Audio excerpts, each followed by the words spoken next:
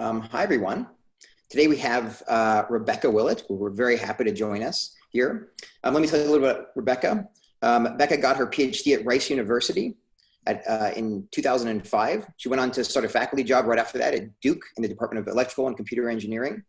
She moved to the University of Wisconsin-Madison as Associate Professor of Electrical and Computer Engineering in 2013. And since 2018, she's Professor of Statistics and Computer Science at the University of Chicago. Becca received the NSF Career Award in 2007, was a member of the DARPA Computer Science Study Group, and received an Air Force Office of Scientific Research Young Investigator Program Award in 2010. We were thrilled when she accepted our offer to come to Graz this summer. Unfortunately, plans changed, yet we're nevertheless pleased to have her generous enough to offer a virtual presentation instead.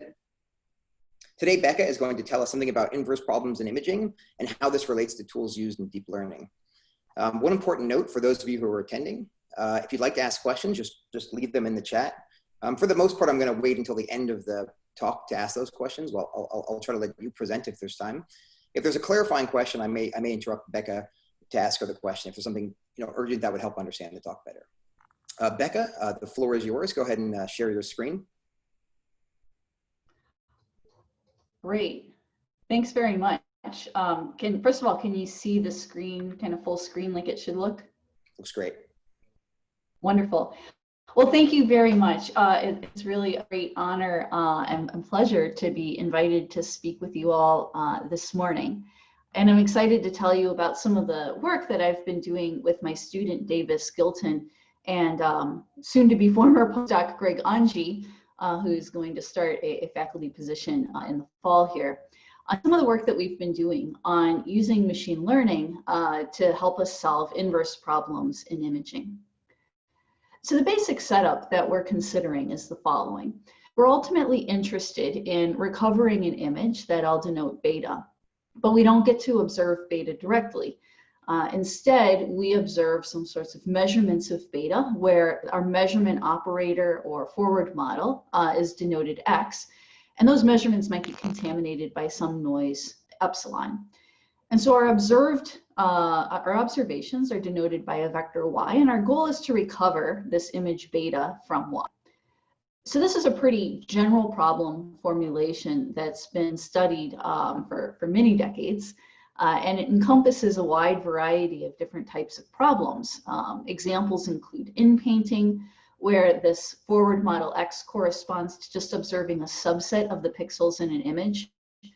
De-blurring, where X corresponds to some sort of convolution with a low-pass filter. Super resolution, where X corresponds to some downsampling operation. Or MRI reconstruction, where X corresponds to taking measurements in K-space or Fourier space. So for most of these problems, this operator X is ill-conditioned, making the finding of beta particularly challenging. And this is pretty easy to illustrate in the context of, for instance, de-blurring. So I've shown in these pictures here on the left, a blurry version of an image of a man with a camera.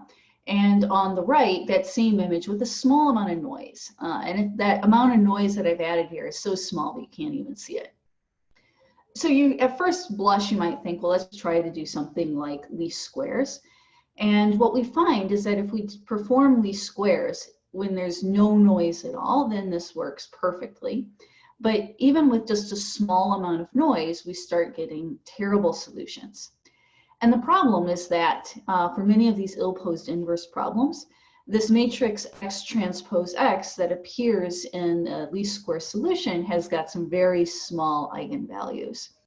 And so when we invert them and multiply them by even a tiny amount of noise epsilon, things just blow up, and the noise contributes much more to beta hat than this true solution beta that we're after.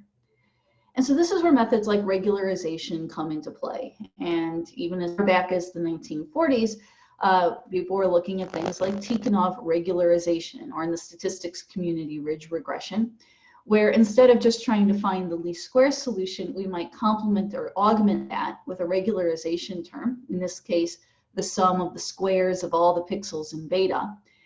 And what that does is it reduces this ill-conditionedness. It ensures that this matrix that we're inverting doesn't have any eigenvalues that are too tiny so that we don't blow up the noise.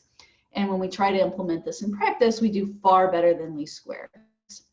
It's also far from perfect, so I don't know how well it's showing up over Zoom, but you can see that there are quite a few ringing artifacts and problems with this. But nevertheless, it highlights just how far we can get, even with sort of a poor man's regularizer. So in the following decades, people explored all different kinds of other regularizers. And most of these were based on geometric models of images. So things like total variation, where the idea was that we expect images that we care about to have small values for most of the first order differences between pixels. So neighboring pixels should, for the most part, have similar values. People also exploited things like sparsity and wavelet bases, or even the notion that if we were to take an image and extract lots of different patches from that image, that there would be collections of patches that all exhibit similar geometry or structure or lie on some sort of low dimensional manifold that can be exploited to regularize the solutions of these inverse problems. But all of these are based on some sort of prior notion of what kind of images it is that we're after.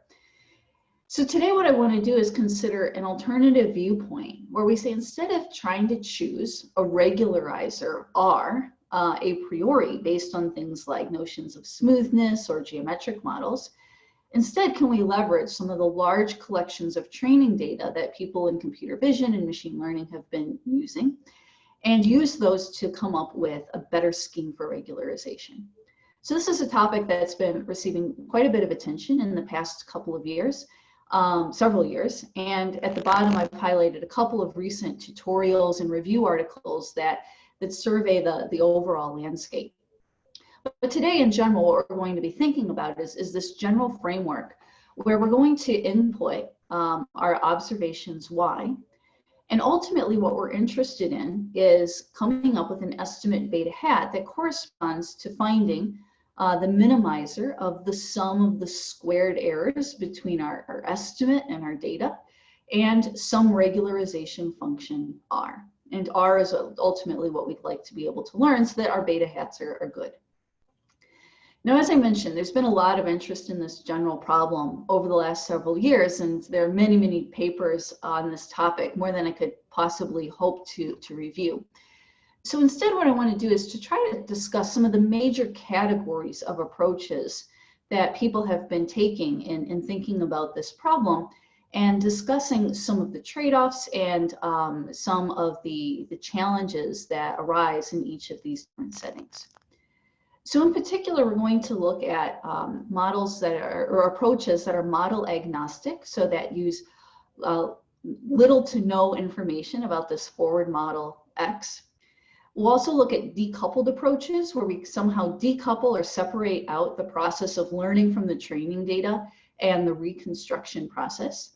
Then we'll also look at unrolled optimization approaches and a similar approach called Neumann networks that we'll talk about in some detail later. So first off, let's just talk about model agnostic methods.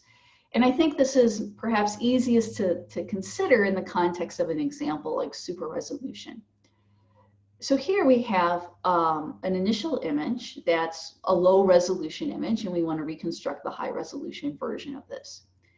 And so what we might do is start by computing sort of a very coarse estimate of our super resolution reconstruction. So for instance, in this toy example, we might just do some sort of bicubic interpolation to get a bigger image. That's still not great, but it's a step in the right direction.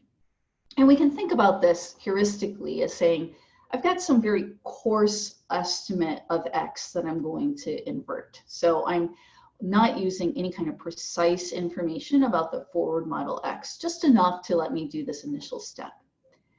Then once I've done this initial step, what I'm going to do is try to train a neural network to learn a mapping from this coarse initial estimate to a refined high quality estimate. And so the training is really focused on removing blurry or blocky artifacts that are coming out of this rescaling process. And so again, I've got a couple of references here to a few papers, a few out of many papers that explore this kind of approach, which is promising in some cases, but there are many different applications where somehow leveraging precise knowledge of this forward model X is important, and we can't perform well without that precise knowledge. And so with that, I want to turn to the second category of methods, these decoupled approaches, which use the forward model X in a much more explicit way. Okay, so this decoupled category encompasses a variety of different approaches, and I'm going to mention two of them today. The first one comes from an optimization perspective.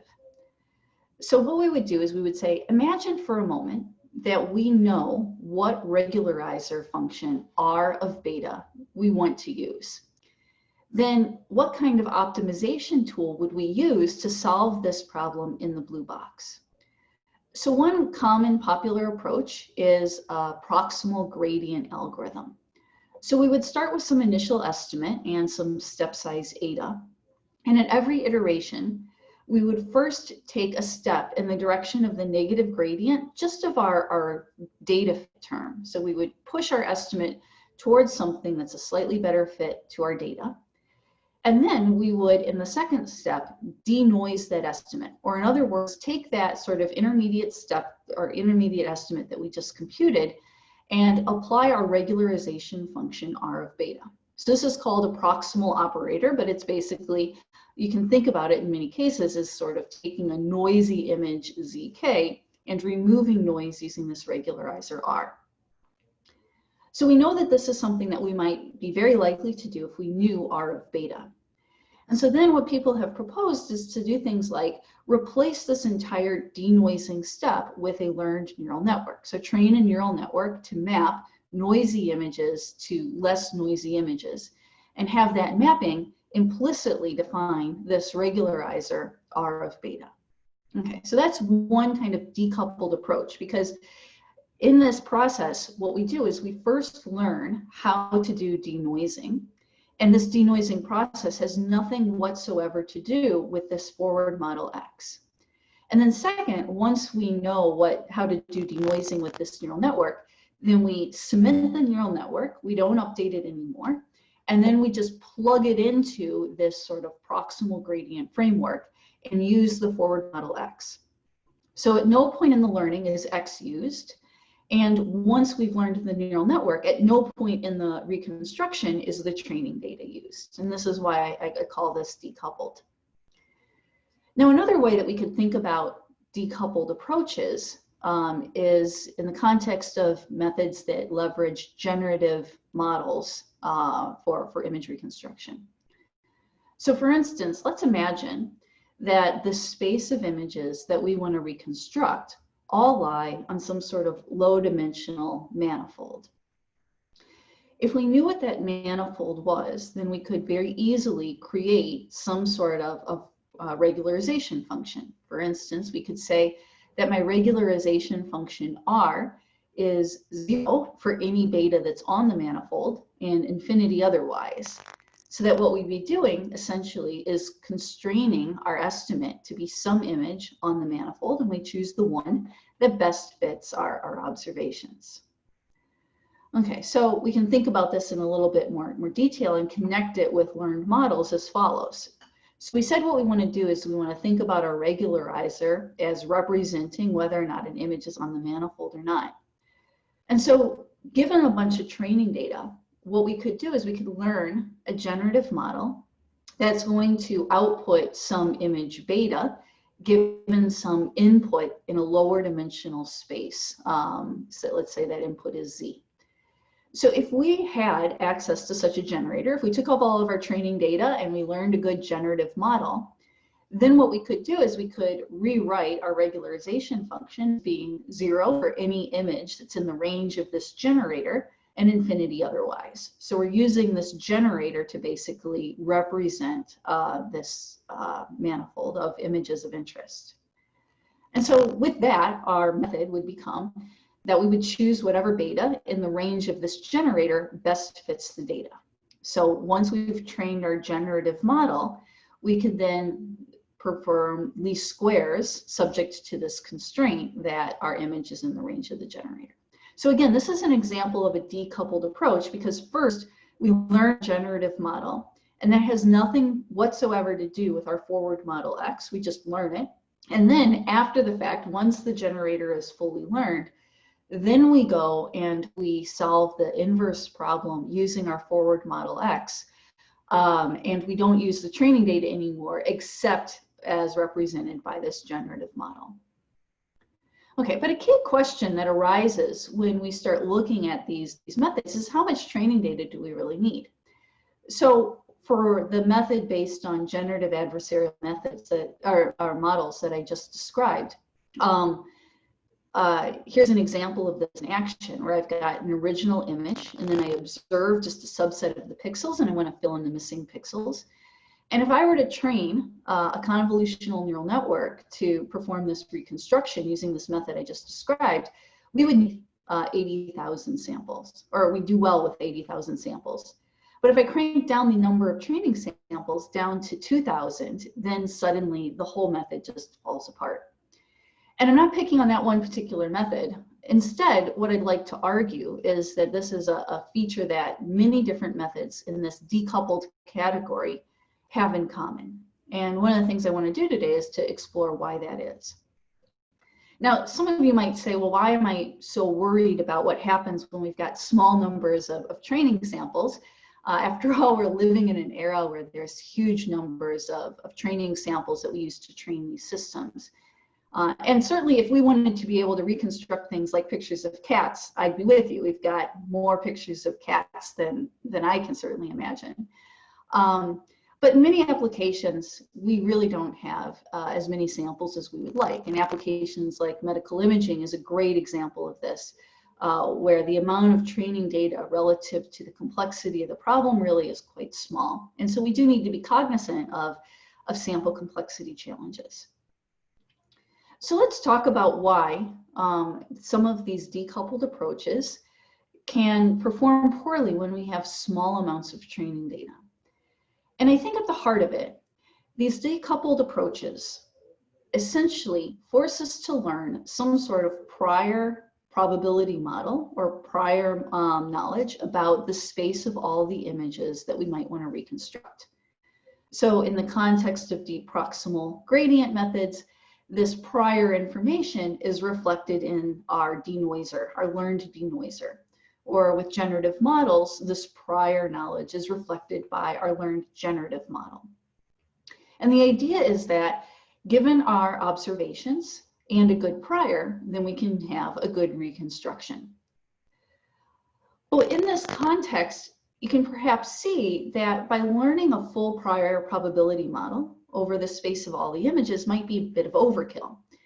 In particular, in this example, I want to reconstruct the pixels in the middle of this woman's face, and everything that's going on in the background or on the edges of this image is really irrelevant to the shape of her nose or the shape of her eye.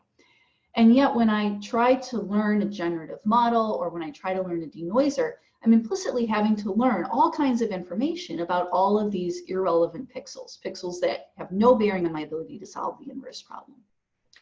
So what I would argue is that a more relevant or salient task is to actually learn something akin to a conditional density.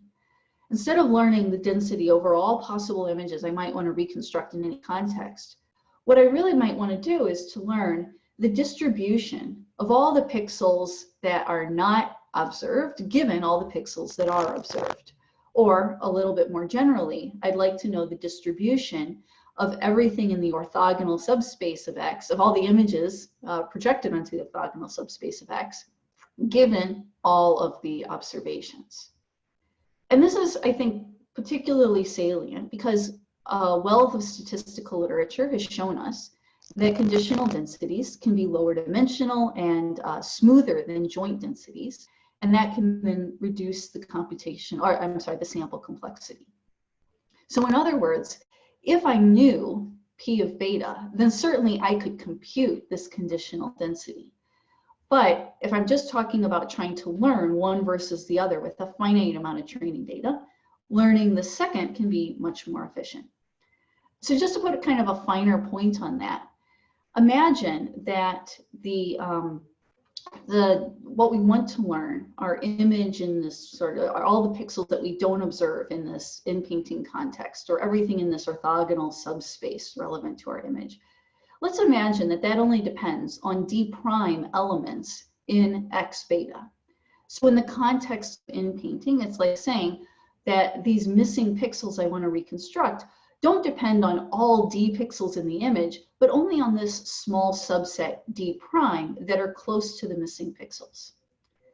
So in this case, the minimax rate, the number of samples that we need in order to get a good estimate of this conditional density, or I'm sorry, the size of our error when n is the number of training samples that we have, scales like n to the minus alpha over 2 alpha plus d, where alpha is representing the smoothness of the density, and d prime is the number of pixels that are somehow dictating the dimensionality of this distribution. And so when d prime is much smaller than d, it means that I can get an accurate estimate of this conditional density with a small number of samples, even when having an accurate estimate of the full density is very challenging. So just for a little toy model here on the bottom, if I wanted to achieve a target squared pointwise error of 1/2, estimating the full density in this case would require on the order of 10 to the 60 different samples, while estimating the conditional density requires only 10 to the 6 training samples. Okay, another perspective is the following.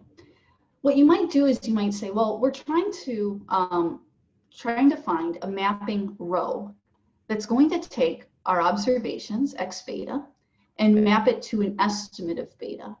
And what we want is for this mapping row that we're going to learn to produce estimates that are close to the true beta, let's say in a mean squared error sense, and we want that to be small on average. So if there is some prior p of beta and we average over all possible betas, we want this mean squared error to be small. And so rho star is going to be the best possible mapping from observations to estimates. So then we could say, well, what form does this rho star take? What is this minimal mean squared error reconstruction method or formula? And what we can show is that this rho star looks like the pseudo inverse of our forward model x times our observations y, plus this orthogonal subspace x perp transpose times the expected value of x perp beta given the pseudo inverse of x times y. So in other words, there's two components to the optimal reconstruction method that we might consider. The first component is something that's just known. It's the pseudo inverse of x times y. This is something that we can compute in a straightforward way. And the second component is something that we don't know, that ultimately we want to learn from data. And what we see from this sort of optimal reconstruction formula is that what we need to learn is intimately connected with this conditional density. We want the conditional expectation of all of the information about the image that we are missing, given all of the information of the image that we have observed.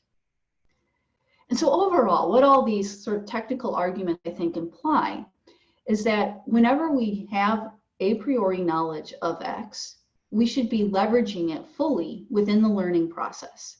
So if we are completely agnostic to X, or if we only treat X as an afterthought after we've done all of our learning, then somehow we'll never really be able to capture this conditional density.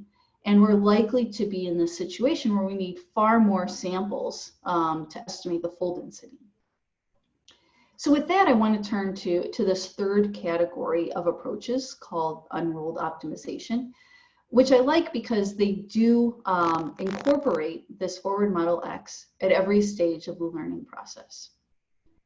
So we're going to start off in a way that maybe is familiar now. So again, we're going to start by thinking about what we would do if we knew a regularizer R. So if we knew what our regularization function R was, and let's assume for the moment that it's differentiable, then we would try to estimate beta hat by solving this optimization problem using, for instance, gradient descent. So we would start with some initial estimate and a step size. And at each iteration, we would update our estimate by taking the step in the direction of the negative gradient. And what I've done is I've illustrated this idea on the bottom using a simple block diagram. So in this diagram, I've got capital B different iterations represented, and each block in the dashed lines corresponds to one iteration. And within each block, I've got two pathways, the top pathway corresponding to everything having to do with the forward model, and the bottom pathway representing everything having to do with the regularizer. So now, somewhat analogous to things that we've looked at before, I can replace the gradient of my regularizer with a learned neural network. And so now I've got this block diagram here that shows that what I want to do is I want to learn a mapping from some initial estimate beta hat 1 to a final estimate beta hat B, where I've got within each block here a learned component, a neural network, plus a component that is representing information corresponding to my forward model X. And so what I'm going to do is I'm going to ultimately try to train this from end to end. So I'm going to try to set the weights of this neural network so that the final estimate, beta hat B, which depends both on the neural network and on the forward model X, is as close as possible to the true beta. Okay, so we're going to talk a little bit more about this in a second, but I first want to go to that fourth category of methods that I mentioned earlier, Neumann networks. So again, we're going to start in the same spot where we started by thinking about gradient descent, unrolled gradient descent. We're going to assume that we know a regularizer and it's differentiable, and think about what we might do in that case. So again, we have this optimization problem that we wanted to solve. And what we could do is, instead of starting off with gradient descent, we can express it in a manner that's somewhat reminiscent of Tikhonov regularization, like we talked about at the very beginning. We can say what we want to do is we want to invert this operator corresponding to x transpose x plus the gradient of r and multiply that times x transpose y. And this inverse of this operator, if this operator is linear, could be expanded using a Neumann series into a sum, and if we truncate the sum, this is approximately equal. And so we've got this series of linear operations applied to y. Okay, so again, we can represent this idea using a block diagram, where again, I've got these dashed blocks, each one corresponding to one of the B terms in this Neumann series expansion. And within each block, I have an upper path that represents information about my forward model X, and a lower path that represents information about my regularizer. And so again, I can replace this gradient of my regularizer with a learned neural network and train this network from end to end. Try to learn a network or a series of network weights so that the final estimate beta hat is as close as possible to the true beta. So if we compare these two different networks to one another, the gradient descent network and the Neumann network, both of these are trained end to end. Both of them are using the forward model X at every step of the learning process, and have this sort of parallel structure where we've got a component that depends on X and a component that depends on the learned regularizer R.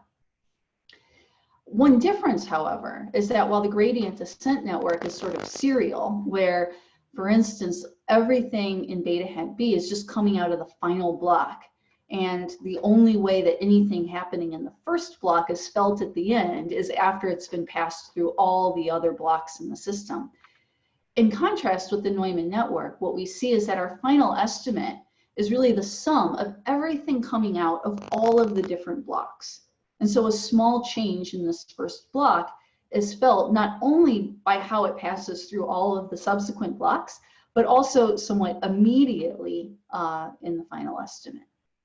And this seems to make a difference in terms of the optimization landscape and how easily we can train these networks. A nice feature of this approach is that we can now kind of come back to what we talked about earlier with the minimum mean squared error optimal reconstruction approach. So recall rho star was the very best possible mapping that we'd like to learn, going from observations y to an estimate beta hat. And we had this formula on the top here that we described earlier. So what I can do is I can take this first term, the pseudo inverse of x times y, and I can rewrite it using a Neumann series expansion. And so now I've got this new expression for this optimal reconstruction method. And I can compare that with an expression corresponding to what's coming out of this Neumann network. And the output of the Neumann network can also be written as the sum of two terms. The first one corresponds to a truncated Neumann series of the pseudo-inverse. And second term corresponds to everything that essentially gets learned through our training process. Rebecca, and so we got a question in the chat that may be a good clarifying one. Is the number of gradient steps and step size fixed here from Pratish Kamath? So yeah, great question. So in general for these approaches, the number of steps B is fixed. And often it's fixed to be something small on the order of 5 to 10. And we can talk a little bit more about why that is later. We will talk a little bit more about why that is later. There's also this parameter eta, which is a step size. And this is typically treated as a parameter to be learned during the training process and not fixed in advance, though constrained to be greater than 0. Were there any other questions? No, that's all. Oh, great, thanks. Right, so here the point I wanted to make was that we had said at the beginning that we thought perhaps the right approach here to this problem, in order to get as small of a sample complexity as possible, is to target estimating something related to the conditional density. And what we're seeing here is that in the form of the Neumann network, we essentially have a component that's fixed and capturing everything that we really need to know that we can't learn or don't need to learn, plus a term that is sort of parallel to this conditional density that we said we wanted to target learning. And so the hope here is that by using the Neumann network, we'll really be able to focus in on learning what we need to learn, the conditional density, and leave all the stuff that we already know, have that just be fixed by the construction of this architecture. Okay, so at this point, if you're paying attention, you might be a little bit skeptical, because I started off with this Neumann series expansion, which is a great tool when you're dealing with linear operators. But in our context, once we start dealing with neural networks, we no longer have linear operators. So in particular, if A was linear, then this expression here would hold with equality. But in our context, this operator A is representing the identity minus our step size times our forward model X transpose X. That's all linear and that's all fine. But then minus eta times the gradient of R. And this gradient of R is being represented by a convolutional ReLU network. It's very definitely nonlinear. And so you might ask, well, then why does it make any sense to use a Neumann network? Does this perspective really add something, or is it somehow realistic? So to answer that question, we studied what's happening with these networks in the context of unions of subspaces models. So what we're doing is we're saying we're imagining that images belong to a union of low dimensional subspaces. We're not incorporating this knowledge in any way into our training or into our network. We're just describing this as how our images are actually generated.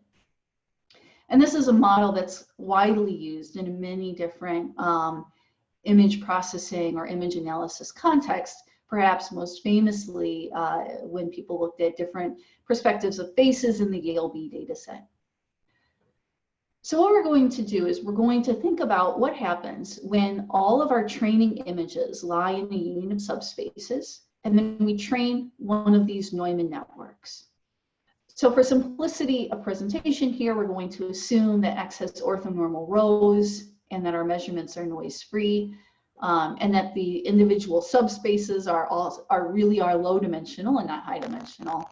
and that the union of subspaces is generic. So none of the subspaces are somehow just right on top of each other. So in this setting, we got one question, which maybe you're maybe answering it now, but Kelvin asks, it seems like the Neumann network has dimension reduction effect.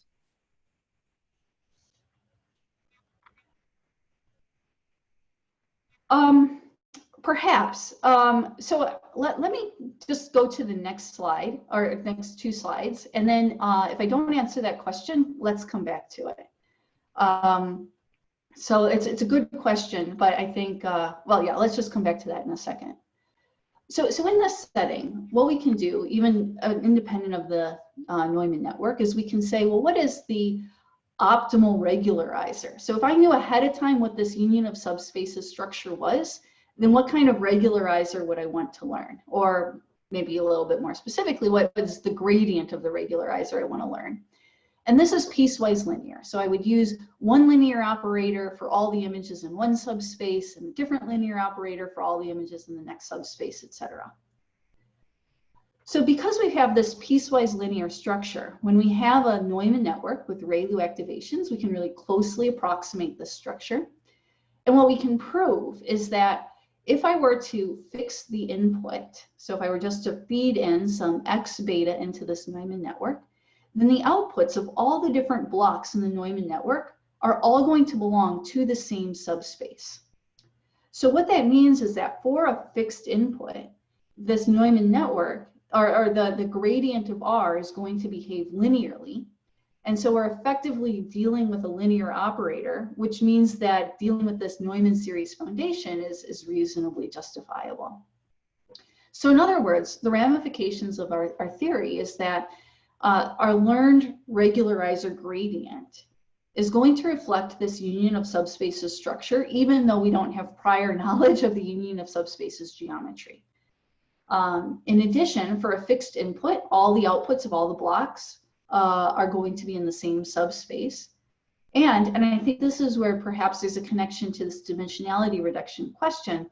The gradient of the regularizer is only going to affect our estimate beta hat in the null space of X. So we did a little toy example just to kind of highlight some of these theoretical ramifications. So we generated a bunch of different length 10 signals in a union of subspaces, and this is just one example of them. And what we would observe, X times beta, is just the first 5 different entries, and our goal is to reconstruct the entire thing, which of course means figuring out what the second 5 entries are.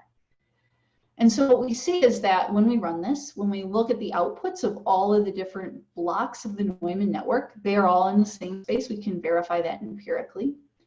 In addition, when we apply our regularizer gradient to all of those blocks, what we see is that it's only really non-zero in the points that correspond to the null space of our operator. So we're really only focusing on sort of this 5-dimensional signal that we need to learn about, because we don't need to learn about the other 5 dimensions because we observe them. In addition, we can show that our learned regularizer gradient reflects that union of subspaces structure. So if we were to take 2 images, beta 1 and beta 2, and we were to, and if those 2 images are in the same subspace, say subspace 1, then our regularizer acts like a linear operator. But if we were to choose 2 images, say beta 1 and beta 2, from 2 different subspaces, then our learned regularizer no longer acts like a linear operator, or regularizer gradient no longer acts like a linear operator. And so with these simple toy examples, we can just have a little bit of empirical justification for some of the theoretical claims that we were able to make. So does this answer the dimensionality reduction question, or is there something else that anyone wanted to ask?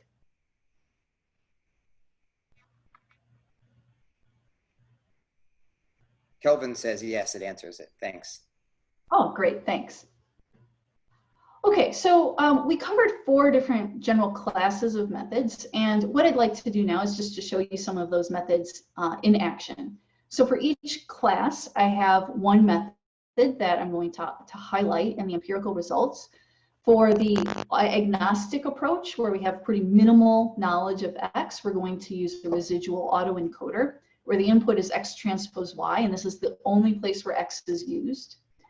For the decoupled methods, we're going to look at this generative model approach, where we first learn a generative model and then plug it into a constrained least squares approach. We'll look at unrolled gradient descent and this Neumann network. We're also going to look at a fifth method, which is just a variant of the Neumann network. So on here, I've got the Neumann network.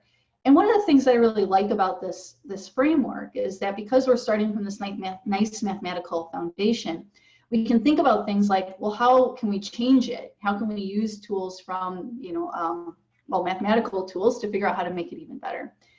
So in particular, what we can do is we can say, well, what if instead of inputting to this network X transpose Y, I try to input something a little different. So for instance, a Tikhonov regularized estimate of data. Well, what we can do is we can use some of the mathematical tools that we've developed to say how that should change the structure of the remainder of the network. And this preconditioned Neumann network, since we're starting with a better estimate, has less to learn, and we're going to see it perform even better. So let's just look at this in action. So here, what I'm showing are some examples, both when we use 2,000 training samples or when we use 30,000 training samples. And so we've got the original, the estimate from the Neumann network, from unrolled gradient descent, agnostic methods, and decoupled methods.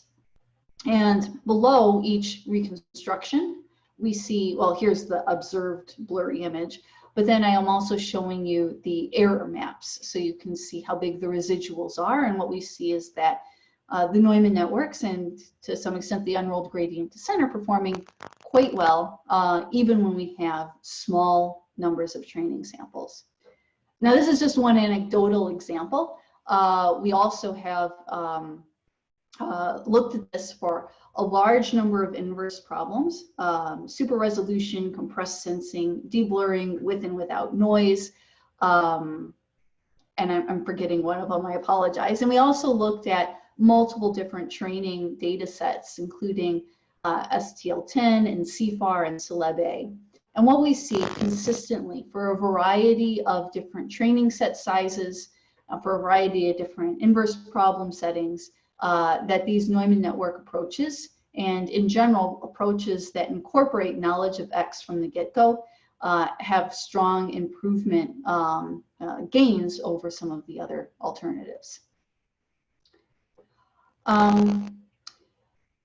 Excuse me. So before I wrap up, I wanted to talk about what I think are some of the key trade-offs when we think more broadly about these problems of learning to solve inverse problems in imaging.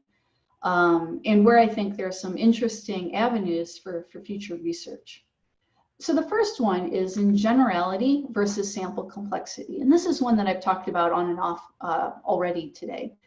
So what we've seen is that when we know what X is, then we should leverage that knowledge during training, because that can help lower the sample complexity. And that's really relevant in problems like MRI, where we know what the forward model X is because we've got a scanner, and that scanner isn't different every time we collect a new image.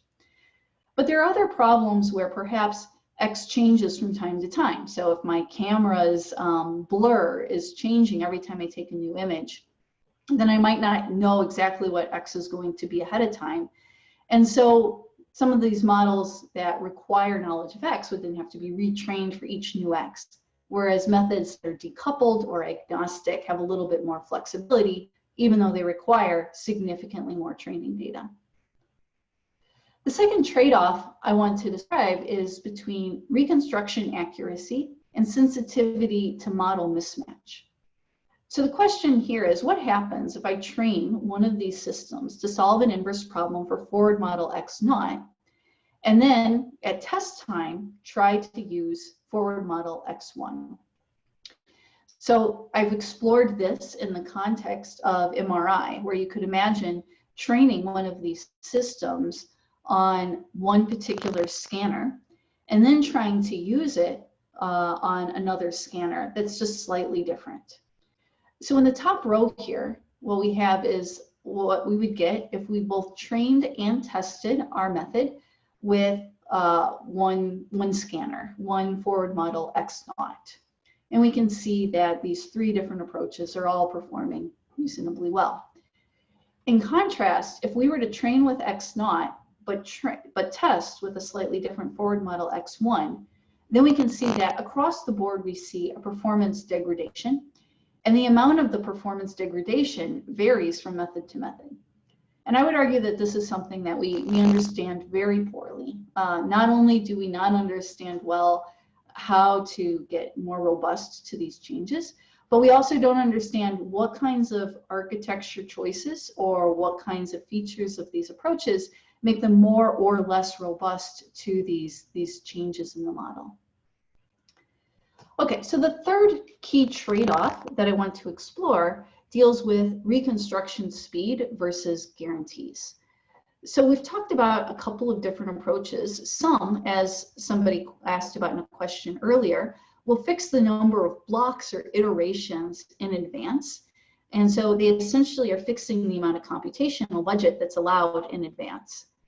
In contrast, methods like these decoupled methods, where I learn something and plug it into an iterative solver, can be much slower, but we also might be able to prove something about convergence to some global or local minimizer. So along that vein, I wanted to show you this example, again, related to MRI, where the methods highlighted in green all correspond to learned reconstruction methods, where we constrain the number of different blocks or iterations to be on the order of 10.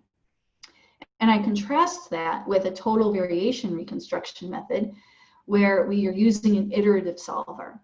And what we see is that not only are the learned methods getting higher peak signal and noise ratios, but in addition, they're requiring an order of magnitude less computation time. So we're able to get good images much more quickly than we can achieve with traditional iterative solvers. The final challenge or trade-off that I want to highlight is between in-distribution and out-of-distribution performance. And I think this is also something that's especially relevant when we think about applications like MRI. So to highlight this, imagine here that I've got I've got in this case 3 different trained networks that I've trained to solve the MRI reconstruction method. And then at test time, I get a patient who has a tumor that's something that I've never seen before. It's just this little square, and down below I've zoomed in on it. And so I'd like to be able to be sure that I'm going to be able to reconstruct this tumor, even though I have seen nothing like it in my training data previously. And so we can see empirically how different methods perform for this previously unseen tumor. We can see all of them recover it with varying degrees of fidelity. But again, I think this is a pretty important avenue of future research and something that we don't fully understand when we think about reconstructing images. What kinds of robustness to what kinds of features do we have, or what kinds of guarantees do we have? And certainly if we think about trying to identify things like tumors in patients, we really want to be able to understand when we're going to be able to reconstruct them accurately and when we won't. One thing that I think is particularly relevant to that question is questions about how we might leverage patch-based methods to perform reconstruction. So in everything I've talked about today, we've been thinking about how to regularize the full image, so the whole MRI image, for instance. But when we start thinking about really big images like high-resolution MRI images or remote sensing images, then the number of training images we have can be small relative to the size of the images. And so with that in mind, we've looked at patch-based methods where the idea would be that we would take a large image, split it up into smaller blocks or patches of images, and try to learn a regularizer within patch space. And then once we have regularized patches, then we can recombine them to form a full image. And this can actually have a huge effect on performance, again, when we've got big images and a relatively small number of training samples.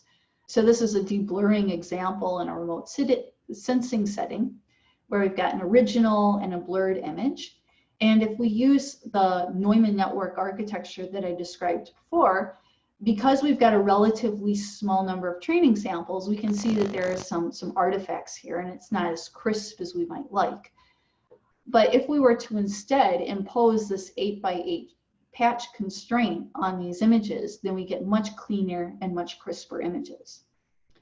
And in fact, we can look at the effect of different patch size constraints on performance on average and how this relates to sample complexity. So in particular, all of these results are for this Neumann network. We could use as a baseline trying to do reconstruction over 64 by 64 patches. So reasonably big patches, as big as any of the training images that we used in any of the, in STL10 or CFAR or Celeb. Now, with this baseline, we get a peak SNR of about 29. Now we could consider two different ways to improve this PSNR performance. The first would be to just increase the number of training samples by an order of magnitude. So obviously that should improve our PSNR, and it does. But what we see is that alternatively, what we could do is we could use the exact same small number of training samples, but over smaller patch sizes, and we get almost exactly the same improvement in PSNR. So shrinking the patch size from 64 to 64 to 8x8 has a comparable effect on the PSNR as a 10x increase in training set size. So I think understanding the interactions between these sort of patch-based constraints, or essentially inserting a form of prior knowledge into our regularization architecture and performance, is something that's widely unexplored and deeply interesting. I also think it relates to this question we talked about earlier of dealing with things like unusual tumors in medical images, where there's no way we're ever going to collect a data set where every shaped tumor is in every possible location that we might possibly want to reconstruct. But I would speculate that by looking at these sort of patch-based constraints, we're going to be able to get much more general information about tumor geometry that's less tied to specific locations in the brain, and is going to give us improved, essentially out of distribution robustness. So with that, I'd like to thank you so much for your attention. I left some time to answer questions, and I think I see some pop-ups in the chat. I've got citations here to a couple of different papers where we talk first about the Neumann network specifically, but also just have a general tutorial talking about some of these different problems, ways in which they're used, the relevant literature, and various trade-offs. With that, I'd just like to leave you with one final thought, which is that essentially what we've been exploring here through all of these methods, not just the Neumann networks, we can think about all of these as sort of mappings from initial estimates to final estimates, where we've got a combination of learned components and physical models. But another way of thinking about this is that we essentially have one giant neural network where we've imposed constraints on a variety of the weights in the network that reflect our physical models or prior knowledge according to patches, etc. And I think this is deeply interesting, and it's related to ideas being explored in physics as well, and leads to a lot of interesting questions about more generally characterizing the role of constraints in different neural network architectures. So thank you very much, and I'd be happy to answer any questions. Let's all give a little virtual clap. Obviously, we can't hear you because I'm the only one and Becca who are unmuted right now. I can go unmute you in a moment so you can do a real clap. But first, let's just take some questions. I noticed that Kush Bhatia has put a question in the chat. Kush, I'm going to unmute you, and you're welcome to try to ask your question live if you'd like.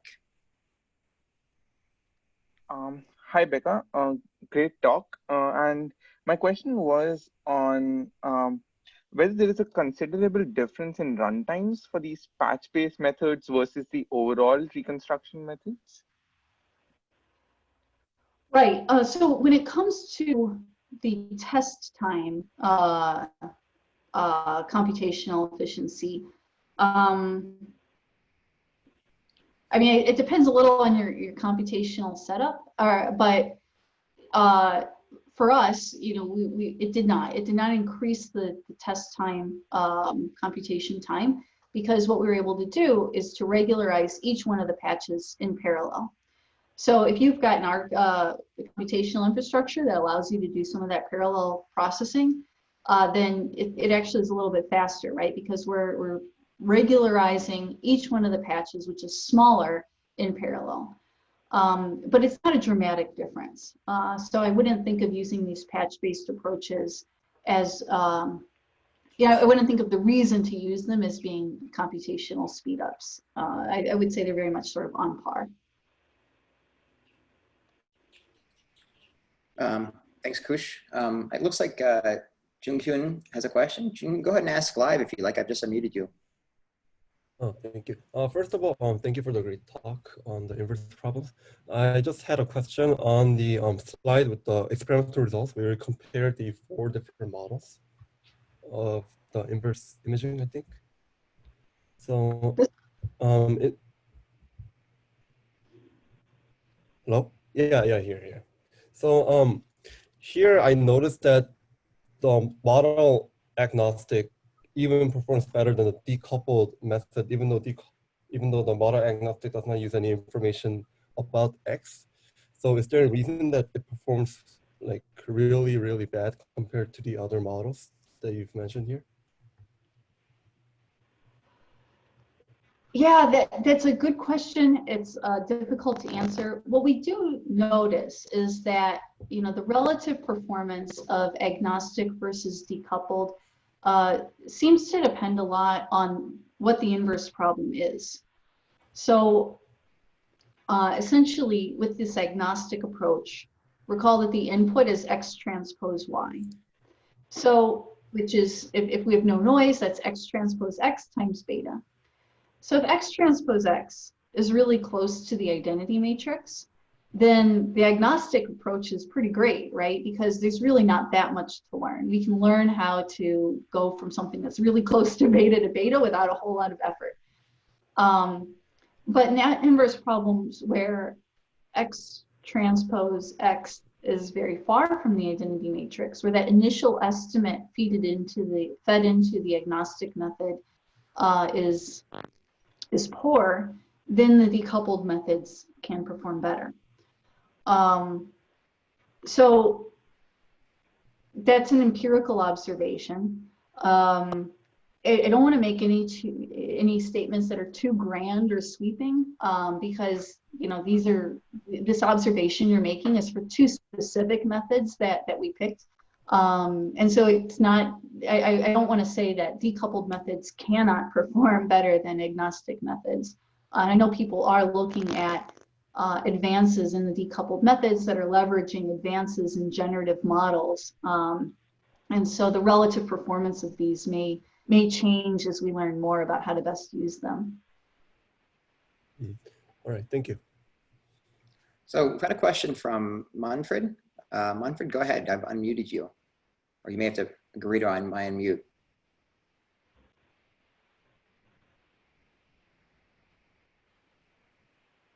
Unmute, okay. Hello? Do you hear Hi. me? Yes, we can hear you. Yes. Okay, very simple question. You basically start out with measuring fit with square loss, you know, so pixel-wise square loss. So square loss is very, very sensitive to outliers. Did you try other losses as your basic loss to start out with? That's a good question, and no, we did not. We focused on the squared error case. We haven't thought so much about outliers. One thing that I know several people have looked at, and we've looked at a little bit, but haven't written anything about, is what happens when you have a Poisson inverse problem. So the idea is that yi is, you know, Poisson with intensity, you know, corresponding to the ith element of x beta. So they're using squared error is also not the right thing to do, and instead you might want to use like a negative Poisson log likelihood. or even just sort of a one error or something. That's a very challenging problem. I know a number of groups looking at it, and it's not clear what the right approach to that is. Certainly you can do things like unrolled gradient descent or other unrolled optimization methods, but there are known sort of challenges with the Poisson log likelihood and optimization frameworks, and those all manifest themselves in these unrolled approaches. And in addition, sort of this Neumann network structure is really based on the squared error loss, and the best way to adapt that to other kinds of loss functions is pretty opaque. Thank you very much. So I'm going to unmute everyone so we can maybe try a live applause. But before that, I have a really quick question, which is, have you tried this in other domains? Like, have you considered, it sounds like speech would be another good domain to try these methods in. We have one. So no, we haven't looked at speech. That's interesting. I think, I guess I'm not as much of a speech expert. It's a little bit hard for me to know where the applications lie, where we have a good forward model X to describe the distortion to the speech signal, aside from just noise. But there are other applications. So for instance, one thing that the thing that I focused on today was on linear inverse problems.